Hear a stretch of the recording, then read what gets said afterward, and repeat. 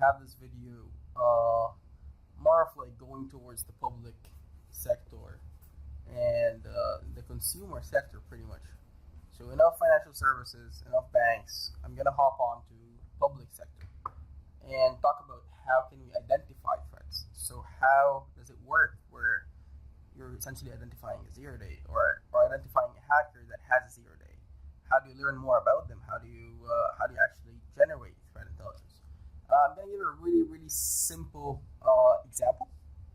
Again, this is not intended for like professional security professionals. This is intended for people who want to understand how does this really work in a nutshell. So since we're in public sector, consumer sector, I'm just going to go with your home router. So you have a router in your home, and there's a hacker.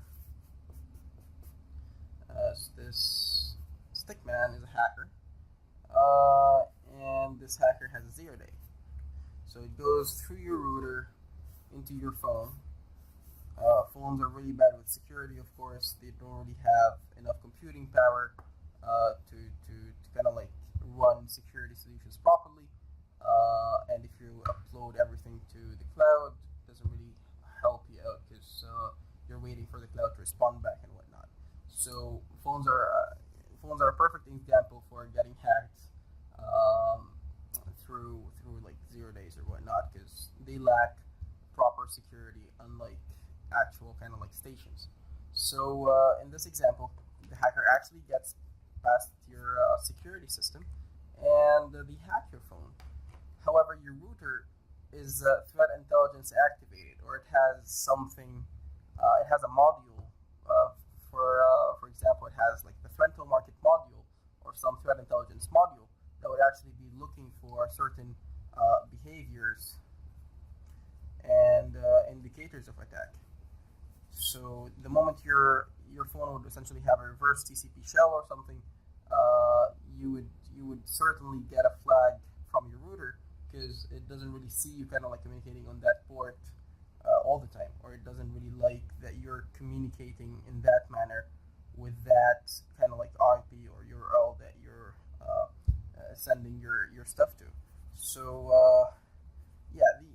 that's a pretty big field, behavior analytics and indicators of attack. But that's pretty much the idea. You're trying to get your anomaly detection module running on traffic. You're trying to learn the behavior of this phone. This phone kind of like queries Facebook and Apple kind of like 10 times a day for like a week. But then at some point they're getting redirected into like Facebook facebook.com.xyz instead of facebook.com. So more of like a different variant of the website, and that would right away flag the traffic by your router, and this is how we would know that something happened. The moment this would be learned by your router, actually, your router is going to jump right away into sharing that onto the blockchain or onto the threat intelligence community. It's going to report right away that this is everything I know about the hacker. This is why I think he's a hacker or she's a hacker.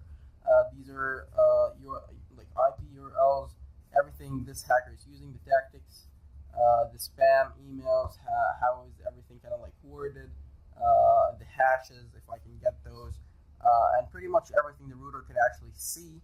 It's going to submit on your behalf saying that this is a hacker that got through my my owner's security system, and watch out if you're in the public sector in the same country.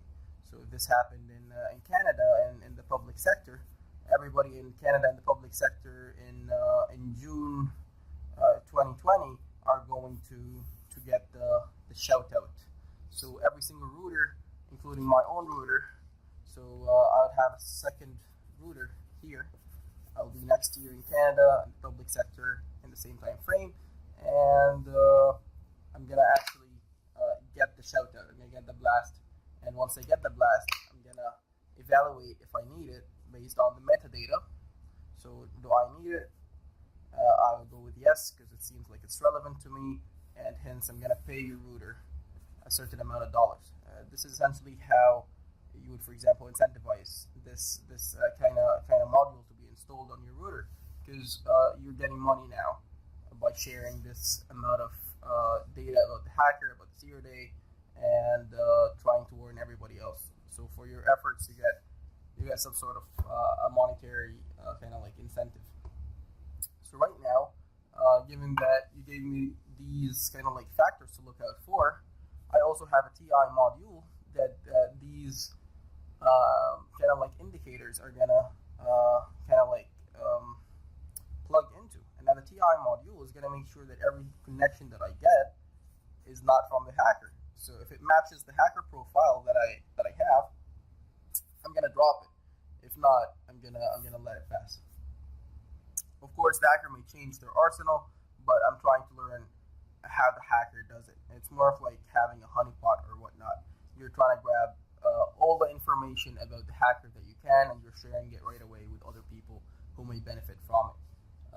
This should happen in almost real time, and this process should be extremely fast and immutable, because hackers may get really smart and try to tamper with those. So this is pretty much the idea, and this is how my router is going to protect me. So you took like a shot for the team. Your phone got hacked, but then you're making money because you were the very first person who got hacked through that, and now you're warning other people. So everybody else benefiting of that is sending you money, kind of like buying the data that you're sharing with us. Your router then may have the freedom to actually buy more intelligence using the dollars that you got, or you can just cash them out and buy whatever. As I said, it's always the relevancy, so the country, the sector, and the time. This is what we're looking for.